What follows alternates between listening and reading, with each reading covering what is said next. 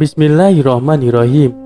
Assalamualaikum warahmatullahi wabarakatuh.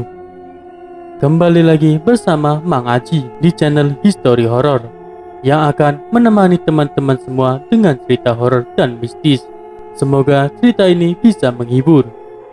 Kali ini Mang Aji akan menceritakan sebuah cerita yang berjudul Tembang Jawa di Kabin Pesawat.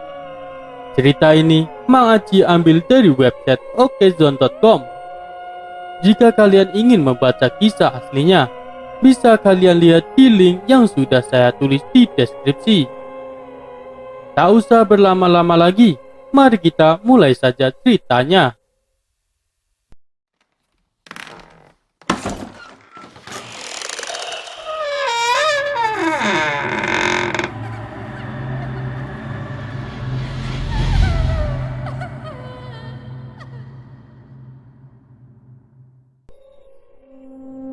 Pengalaman horor dialami salah satu pramugari cantik maskapai swasta yang enggan disebutkan namanya. Gadis itu lantas mengisahkan tentang temannya yang unik.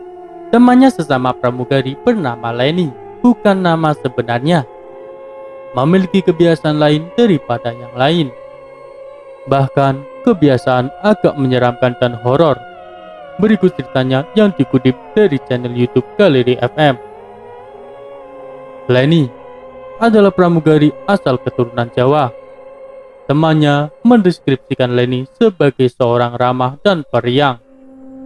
Salah satu temannya, sebut saja Desi, ialah rekan satu asrama pramugari, hanya berbeda gedung saja. Kala itu, Desi dan Leni sedang day off terbang dan sedang tidak kemana-mana.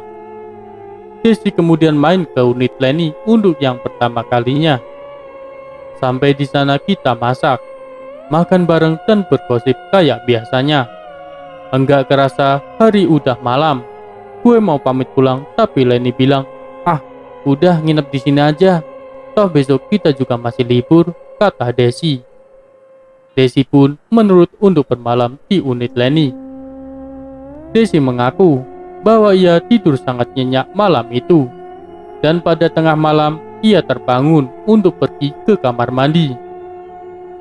Pas gue bangun, gue lihat si Leni tidur sambil pakai headset, tapi mulutnya sambil bergumam. Kayak orang ngigau, tapi ngigaunya ada iramanya. Tutur Desi mulai merinding. Saat Desi kembali dari toilet, dia penasaran akan apa yang didengar oleh Leni. Ketika mengintip melalui ponselnya, ternyata Leni sedang mendengarkan tembang Jawa.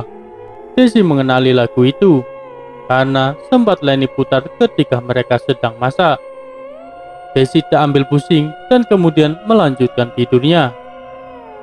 Paginya, saat Desi memutuskan untuk kembali ke unitnya, ia melihat Leni sedang tidur. Jadi, ia memutuskan untuk kembali tanpa membangunkan Leni dan akan mengabarinya lewat WhatsApp saja. Setelah itu, Desi dan Leni belum sempat untuk main bareng lagi karena schedule terbang mereka sangat padat. Mereka dapat hari libur lagi dan Desi pun menginap lagi di unit Leni. Si Leni bilang besok pagi ada terbang, pick up jam 6 pagi. Pas dia bangun dan siap-siap jam 4 pagi, gue juga kebangun karena alarm si Leni bunyi. Gue tidur lagi, tapi gue kebangun dan gue dengar suara Leni lagi nyanyi tembang Jawa. Gue lihat si Leni di depan TV dengan peralatan make up di depannya, masih nembang Jawa, dengan mata merem sambil megang sisir kayu yang pernah gue lihat tempo hari yang lalu. Seketika gue merinding, kata Desi. Leni kemudian masuk ke dalam ruang ganti untuk berganti seragam pramugarinya.